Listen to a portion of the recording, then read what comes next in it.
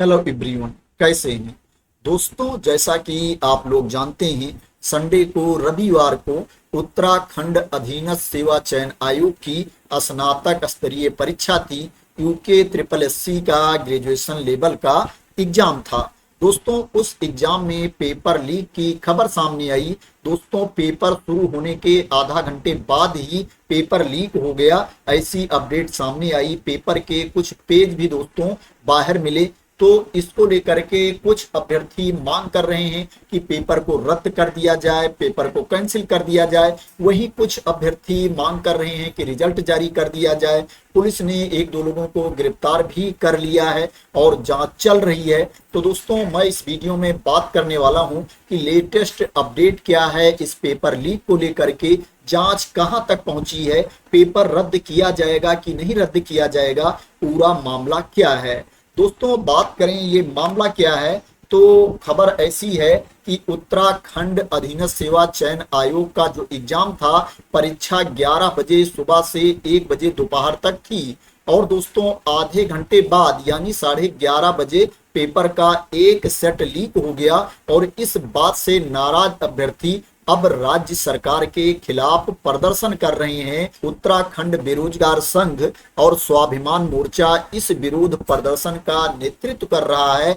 Protest कर रहे candidate की मांग है कि इस परीक्षा को रद्द किया जाए। उत्तराखंड बेरोजगार संघ के सदस्यों ने शहर के परेड ग्राउंड के पास एक बड़ा विरोध प्रदर्शन किया और सरकार पर बार बार होने वाले परीक्षा घोटालों और पेपर लीक को रोकने में व्यवस्थागत विफलता का आरोप लगाया। देहरादून में छात्रों के प्रदर्शन के बाद 12 जगहों पर 5 या उससे अधिक लोगों के इकट्ठा होने पर रोक लगा दी गई है। हालांकि इसके बावजूद छात्र राजधानी में परेड ग्राउंड में डटे हुए हैं। उधर इस मामले में पहले तो पुलिस ने पेपर लीक की बात से इनकार कर दिया, लेकिन 21 सितंबर की देर शाम पुलिस ने माना कि एक केंद्र से किसी व्यक्ति ने पेपर के कुछ पन्नों की फोटो भेजी थी। पेपर शुरू होने से पहले कोई लीक की सूचना नहीं थी, लेकिन करीब 1:30 बजे सोशल मीडिया पर स्क्रीनशॉट वायरल होने लगे। एसएसपी अजय सिंह ने कहा कि जांच में टीमें लगी हुई हैं, जल्दी ही पूरे मामले में पुलिस खुलासा करेगी। उन्होंने युवाओं से अपील करते हुए कहा, बड़े स्तर पर पेपर लीक होने की बात नहीं आई है।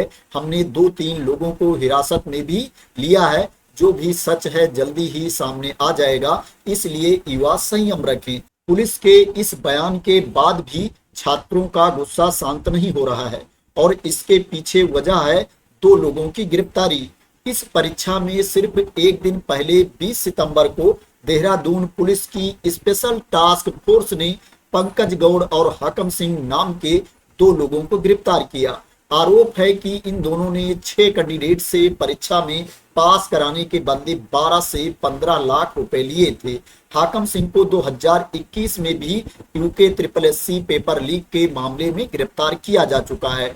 रिपोर्ट के मुताबिक पुलिस ने बताया है कि जिस परीक्षा के लिए आरोपियों ने रकम मांगी थी वो 21 सितंबर को होने वाली थी। इन गिरफ्तारियों को लेकर कैंडिडेट बड़े स्तर पर पेपर लीक की बात कह रहे हैं और परीक्षा को रद्द करने की मांग कर रहे हैं।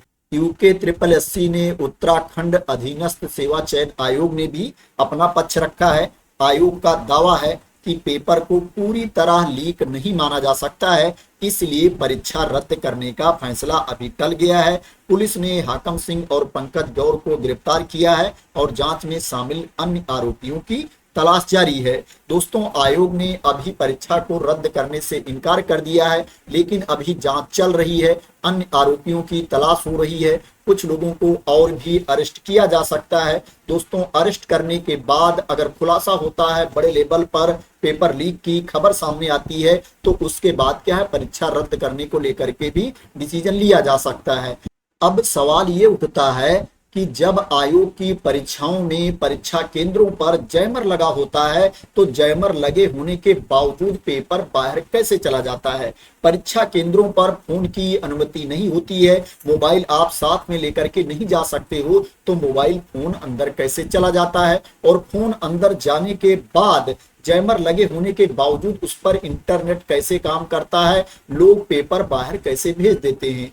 दोस्तों इस मामले में खबर आ रही है कि जो आरोपी है उसके कमरे में जैमर नहीं लगा हुआ था।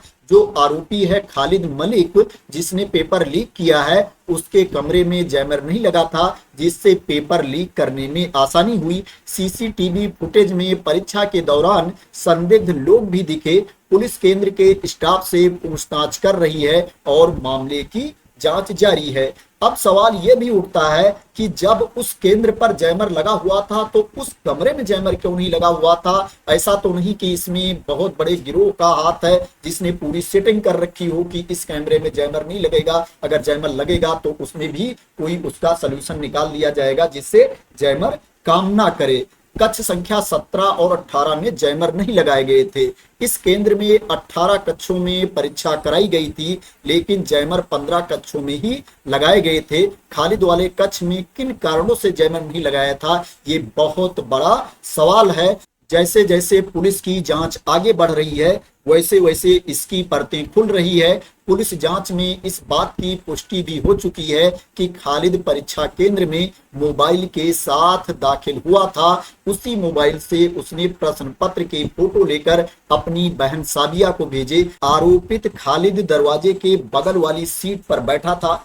इसी टेबल पर प्रश्न पत्र की फोटो ली गई और बाहर भेजी गई। खालिद परीक्षा समाप्त होने के बाद घर आया और जब उसने इंटरनेट मीडिया पर पेपर लीक होने की खबरें पढ़ी तो फोन लेकर फरार हो गया। इस प्रकरण से पूरे परीक्षा केंद्र पर सवाल उठ रहे हैं। जांच एजेंसी यह भी मान रही है कि इसमें खालिद का कोई बड़ा आका भी हो सकता है जिसने यह पूरी व्यवस्था बनाई। कक्ष निरीक्षक, बायोमेट्रिक स्टाफ व कक्ष में तैनात अन्य कर्मचारी भी पुलिस के रडार पर हैं। खालिद से पूछताछ के बाद कई बड़े नाम सामने आने की संभावना है। पेपर लीक प्रकरण में परीक्षा केंद्र का पूरा स्टाफ जांच के दायरे में है। कक्ष प्रभारी, बायोमेट्रिक स्टाफ व अन्य स्टाफ को पूछताछ के लिए हिरासत में लिया गया है। खालिद व उसकी बहन साबिया के बीच की कड़ी कौन है, इसकी जांच की जा रही है। जैसे ही दोस्तों इसके मामले में और भी अपडेट आती है,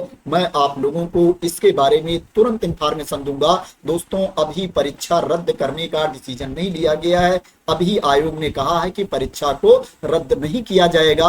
दोस्तों कुछ कैंडिडेट मांग कर रहे हैं, विरोध कर रहे हैं कि परीक्षा को रद्द किया जाए, वहीं दूसरे तरफ कुछ अभ्यर्थी मांग कर रहे हैं कि परीक्षा को रद्द न किया जाए, रिजल्ट जारी किया जाए। नहीं क्या है, हम लोगों की मेहनत बर्बाद हो जाएगी। तो दोस्तों ये यूपी SSC के पेपर लीक को लेकर के अपडेट थी, खबर थी। आशा करते हैं दोस्तों कि आपको इसके बारे में क्लियरिटी मिल गई होगी।